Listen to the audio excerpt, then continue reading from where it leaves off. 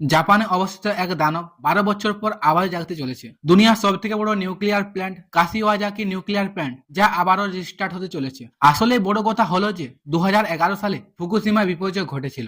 জাপানের nuclear plant ফেটেছিল এবং সারা দেশের মধ্যে রেডিয়েশন ছড়িয়ে পড়েছিল। ফুকুশিমা নিউক্লিয়ার প্ল্যান্ট ফাটার কারণে দেশের মধ্যে সবকটি নিউক্লিয়ার প্ল্যান্টকে বন্ধ করে দেওয়া হয়েছিল। তার মধ্যে একটি ছিল কাশিওয়াজাকি। সাইজের দিক থেকে পৃথিবীর সব থেকে বড় নিউক্লিয়ার প্ল্যান্ট কাশিওয়াজাকি। হঠাৎ এরকম ঘটতে দেখে সবকটি নিউক্লিয়ার প্ল্যান্ট বন্ধ করে দেওয়া হয়।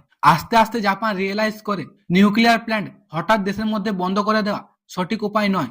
নিয়ম স্টিক তৈরি করা এটা একটা আলাদা ব্যাপার।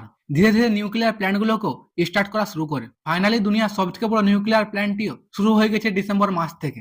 জাপানের মতো দেশ অন্য কোনো দেশে কয়লার উপর নির্ভর হতে চায় না। আর নিউক্লিয়ার হলো কয়লার একটি খুবই ভালো অল্টারনেটিভ। পলিউশনও হয় না, খুবই ইজি ভাবে বিদ্যুৎ তৈরি করা যায়। পৃথিবীর প্রত্যেকটি দেশকে এগিয়ে যেতে হবে, না হলে কেউ ভাও দেবে না। এই কারণে নিউক্লিয়ার প্ল্যান্টগুলোকে আবারও রিস্টার্ট করা হচ্ছে।